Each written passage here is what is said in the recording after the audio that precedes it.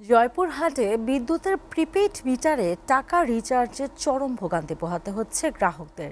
Recharge করা টাকা মিটারে যোগ হচ্ছে না অনেকের। মিটার সচল না থাকায় বিদ্যুৎহীন অবস্থায় নানা বিড়ম্বনার শিকার হচ্ছেন তারা। জয়পুরহাট থেকে সোহেল আহমেদ লিওর প্রতিবেদন। বিদ্যুৎ বিতরণকারী প্রতিষ্ঠান Northern Electricity Power Supply Company নেসকোর আওতায় জয়পুরহাট জেলা শহরে প্রায় ৩৪,০০০ গ্রাহক রয়েছে। এর মধ্যে প্রায় ২৮,০০০ গ্রাহকের প্রিপেইড মিটার প্রতিস্থাপন করা হয়েছে। ঈদের আগে ও পরে টাকা রিচার্জ করলেও সেই টাকা যোগ হয়নি অনেক গ্রাহকের মিটারে।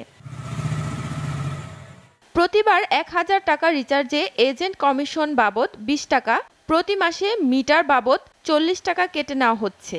অভিযোগ গ্রাহকদের।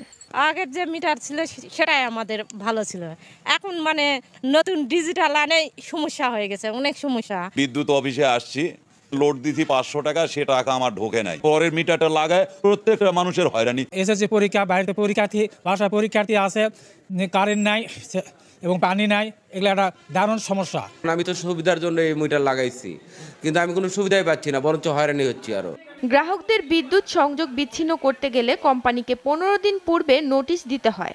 মিটারের যে সিকোয়েন্স আর আমাদের ভেন্ডিংয়ের সিকোয়েন্সের সাথে একটু টেকনিক্যাল কয়েকটা মিটারের সমস্যা হয়েছে। তো আমরা একটা তালিকা পেয়েছি আমাদের আইসিটি টিমের কাছ থেকে।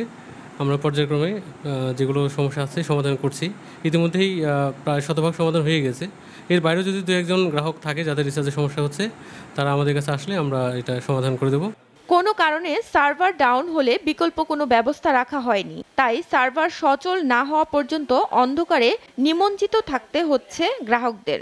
গণশুনানি ব্যতীত নেসকো কর্তৃপক্ষ একতরফাভাবে এ ধরনের পদক্ষেপের তীব্র নিন্দা জানিয়ে অবিলম্বে আগের পোস্টপেইড মিটার স্থাপনের দাবি জানিয়েছেন। এসিটিভি নিউজ ডেস্ক।